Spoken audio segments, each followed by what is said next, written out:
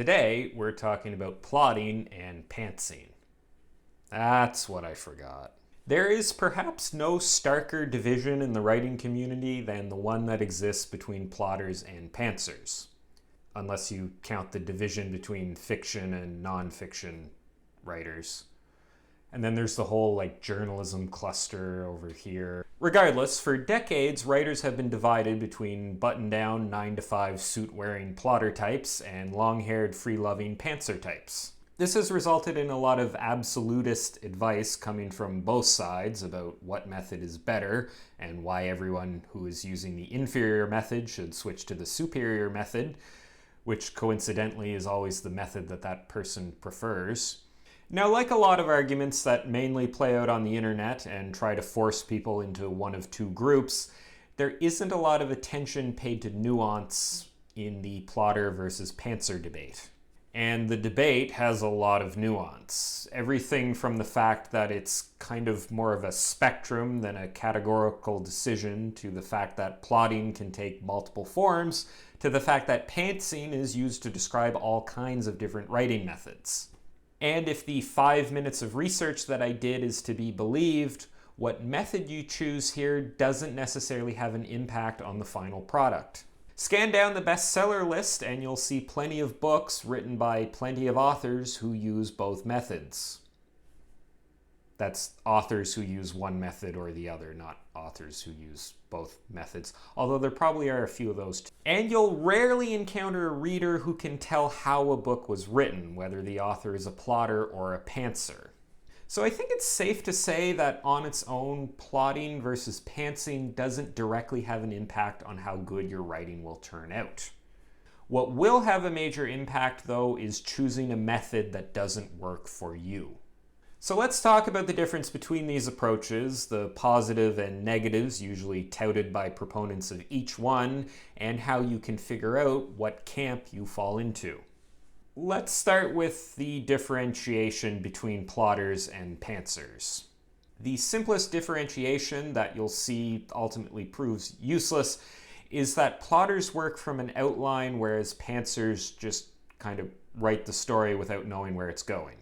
This differentiation on its own gets problematic really quick. First off, what is an outline anyway? The term outline is vague to the point of meaningless, and there are so many varieties of outline out there that lumping everyone who creates an outline into one category is probably unwise.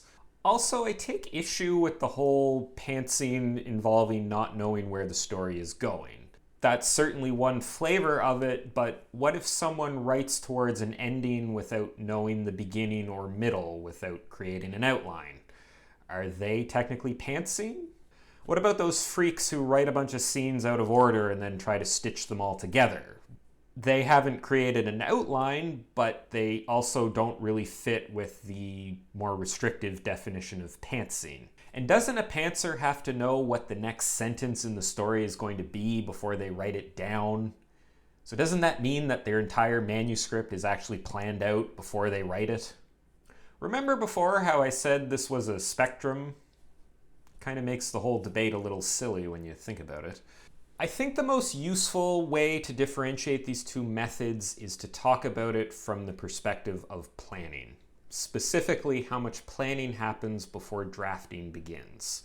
Plotters do some level of planning, which usually takes the form of an outline, before they actually start writing a draft. Pantsers just start writing. How detailed a plotter's outline is and what it ultimately looks like is going to vary from writer to writer, the same way that what a pantser sits down with to start writing a book is going to vary from writer to writer. As I mentioned before, they might start off with a beginning with no idea where the story is going to go, or they might have an ending that they're perhaps working towards. It's also important, I think, to point out that this distinction really only lasts until the first draft is completed.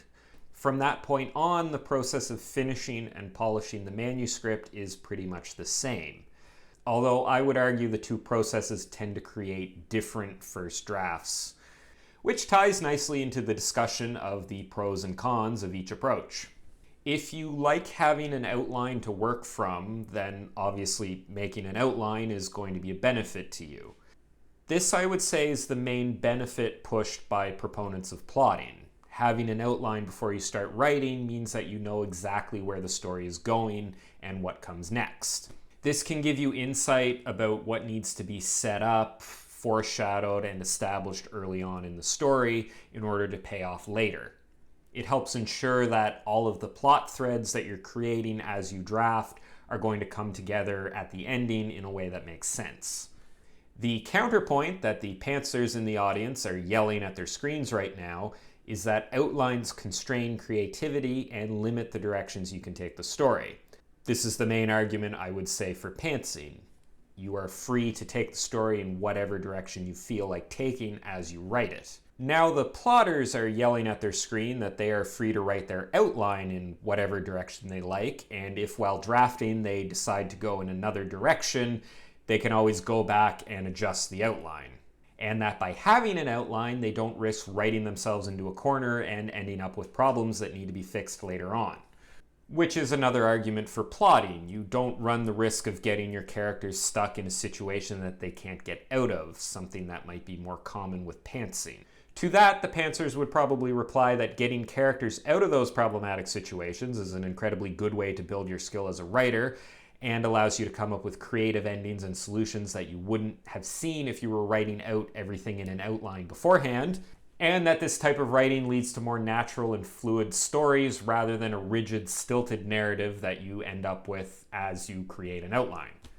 To that, the plotters would say that their outlines are not rigid, and by having scenes mapped out beforehand, they can better focus on making each scene enjoyable and engaging, while also focusing on things like character development and world building, which they wouldn't be able to do if they had to figure out the plot things that had to happen in each scene, which they would have to do if they didn't have an outline. And to that, the pantsers would say that they can focus on all those things in their second draft once the initial plot is figured out, and that by having more flexibility in how the initial plot is figured out, their characters are able to develop more organically as the story progresses, rather than being mindless sheeple that are bound to make the events of your precious outline happen. And to that, the plotters would probably say they need to figure out how their characters are going to act beforehand in order to shape the plot in an organic way, and the way that they do that is through an outline. As you can see, just having one person talk about this subject has turned it into an argument, and I'm getting kind of sweaty having to come up with replies to my own points. So let's move on. So how can you decide what method is best for you? Well, my advice here is to try a bunch of stuff and see what works. Seriously, that's the best I can do. What this debate highlights, in my opinion, is how many different valid approaches to writing exist out there. And whether an approach is valid or not depends on the individual writer. Until you've written an entire project using a given method, I would say it's difficult to know what's right for you. In fact, if you're just starting out writing, either method is probably going to seem really, really hard. My personal advice, and take this with a grain of salt, would be if you're writing your first book, I would try creating an outline. Even if the outline does all the things that the pantsers claim it will do, like wrecking your creativity and limiting the directions a story can go, at least you'll have something you can write from and complete all of the scenes so that you end up with a story at the end. If you start off just with pantsing and you've never written a book before, you're probably going to write yourself into a corner and potentially have trouble getting out of it. The outline at least gives you a path that you can work from so that you finish a novel-length work, which is very important if you're just starting out with this. And then, of course, after that experience, you can see how well writing an outline worked for you, whether you felt like deviating from it or things like that. And then for your next project, you can decide if you want to just pants it or write another outline. That's what I would recommend to do if you're writing your first book, but again, that advice might not work for everybody. Also, I think it's important to recognize that this is a spectrum. Just because you're writing an outline doesn't mean you have to outline everything about your story. You could, for example, have an outline that just focuses on plot and leaves the characters up to your imagination when you start drafting. Or you could outline your characters in a lot of detail so that you know them really well and understand their kind of underlying motivations and characteristics. And then when you go to write, you can have a plot that sort of arises organically around how the characters behave. Similarly, with pantsing, you might find that working towards an ending that you've thought of is a good way to pull you through an entire book. Or you may just want to start with an intriguing story idea, a character in an interesting situation, and see where it goes.